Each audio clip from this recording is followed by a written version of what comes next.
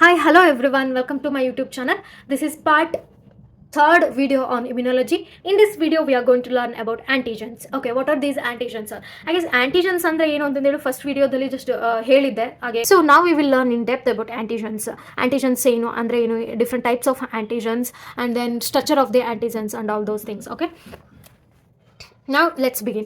Antigens are the substances which induces specific immune reactions in the body. Okay, antigens are the one which actually induces specific immune reactions in the body, and it stimulates our immune system to take care of our body when the foreign particle enters into our body. Okay, and these antigens are mostly conjugated proteins like lipoproteins, glycoproteins, and nucleoproteins.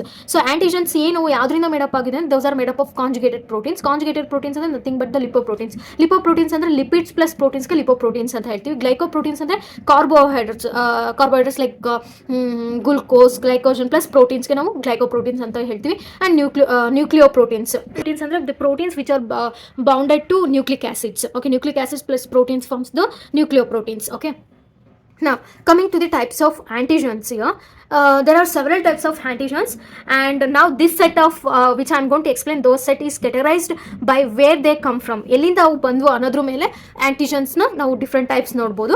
First one, exogenous antigens. Exo means outside, okay, which come from the outside environment. Okay, exogenous antigens come from foreign substances that can enter your body through nose, your mouth, or cuts in your skin.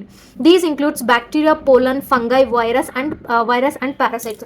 Antigens ನಮ್ಮ ಬಾಡಿನ different ways ನಲ್ಲಿ entry ಆಗುತ್ತೆ. Okay, ಅದರಲ್ಲಿ first type ಅಂದ್ರೆ exogenous antigens ಅಂತ ಹೇಳ್ಬೋದು. Exo means outside ಇಂದ ಬರ್ತಕ್ಕಂಥ ಒಂದು ಆಂಟಿಜೆನ್ಸ್ ನ ನಾವು ಎಕ್ಸೋಜಿನಸ್ ಆಂಟಿಜೆನ್ಸ್ ಅಂತ ಹೇಳ್ತೀವಿ. ಅವು ಯಾವ ತರ ಎಂಟ್ರಿ ಆಗುತ್ತೆ ಬಾಡಿಗೆ?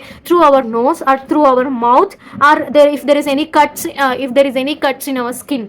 ಓಕೆ, ಇದರಲ್ಲಿ ಎಂಟ್ರಿ ಆಗತಕ್ಕಂಥ ಎಕ್ಸೋಜಿನಸ್ ಆಂಟಿಜೆನ್ಸ್ ಯಾವಾಗಿರ್ಬೋದು ಅಂದ್ರೆ ಬ್ಯಾಕ್ಟೀರಿಯಾ ಆಗಿರ್ಬೋದು, ಪೋಲನ್ ಆಗಿರ್ಬೋದು, and then fungi, or it may be a virus, or it may be a parasite. Okay, so all these things are going to enter in to our body from outside. ಅದು exogenous antigens. Moving on to the next one, endogenous antigens. Endo means inside. Okay, inside.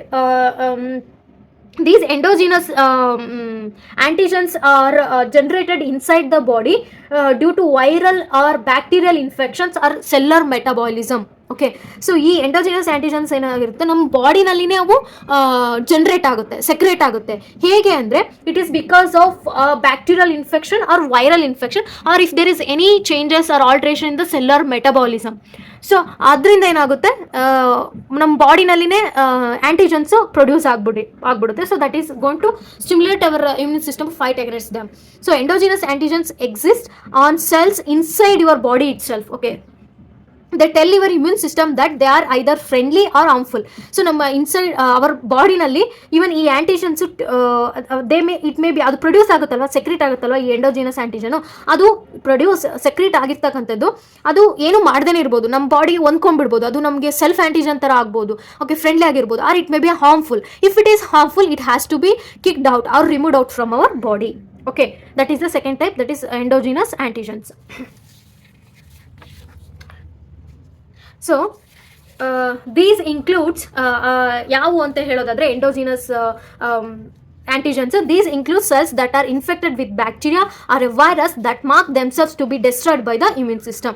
So that's what I said right now, just now, that bacteria or virus ಏನಾಗುತ್ತೆ ನಮ್ಮ ಬಾಡಿನ attack ಮಾಡಿರುತ್ತೆ. So ಅದ್ರ ಮೇಲೆ cells produce ಆದಾಗ, so they are going to mark themselves that so they are bad for the body. So so that ಅದೇನು ಮಾಡುತ್ತೆ, ನಮ್ಮ immune system fight ಮಾಡೋ ಥರ ಅವನ್ನ ಮಾರ್ಕ್ ಮಾಡ್ಕೊಳ್ಳುತ್ತೆ ನಾವು ಫಾರಿನ್ ಆಂಟಿಜೆನ್ಸ್ ಅಂತಂದು ಹೇಳ್ಬಿಟ್ಟು. So that they are going to destroy by our immune system. Next one, third one, moving on to the third one, that auto antigens. Auto means self. Okay, it has another name, that is self antigens. These auto antigens or self antigens ಅಂತ ಏನು ಹೇಳ್ತೀವಲ್ವ, which are present on the body's own cells like A antigen, B antigen. These ಏನಕ್ಕೆ produce ಆಗುತ್ತೆ? Due to some genetic or environmental alterations. Okay, So they get attacked by their own immune system, causing autoimmune diseases. Okay, so ಈ auto antigens self antigens ಅಂತಂದರೆ, so ಅವು self antigens ಅಂದರೆ ನಮ್ಮ ಬಾಡಿನಲ್ಲೇ produce ಆಗುತ್ತೆ. But if there is any changes in environment, okay, environmental alterations ಇದ್ದರೆ ಅಥವಾ genetic makeup ಏನಾದರೂ ಸ್ವಲ್ಪ ಚೇಂಜ್ ಆದರೆ, so they are going to get attacked by their own immune system. ನಮ್ಮ ಓನ್ ಇಮ್ಯೂನ್ ಸಿಸ್ಟಮೇ ನಮ್ಮ ಆಂಟಿಜನ್ಸ್ನ, ನಮ್ಮ ಬಾಡಿನಲ್ಲಿ ಪ್ರೊಡ್ಯೂಸ್ ಆಗಿರ್ತಕ್ಕಂಥ ಆಂಟಿಜನ್ಸ್ನೇ ಏನು ಮಾಡುತ್ತೆ, ಕಿಲ್ ಮಾಡೋಕ್ಕೆ ಟ್ರೈ ಮಾಡುತ್ತೆ. ಸೊ ಅವಾಗ ಏನಾಗುತ್ತೆ, it causes a auto immune diseases. Okay, auto immune diseases ಅಂದರೆ ಇವಾಗ ರಿಮೊಟೈಡ್ ಅರ್ಥ್ರೈಟಿಸ್ ಅಂತ ಹೇಳ್ಬೋದು. Okay, and then we can say the type 1 diabetes. Okay, and then what are the other example, myasthenia gravis. Okay, all these are examples for the autoimmune diseases, because ಏನಾಗುತ್ತೆ, ಇಲ್ಲಿ self ಆಂಟಿಜನ್ನೇ ನಮ್ಮ own immune system ಇಂದ attack ಆಗಿರುತ್ತೆ, destroy ಆಗಿರುತ್ತೆ.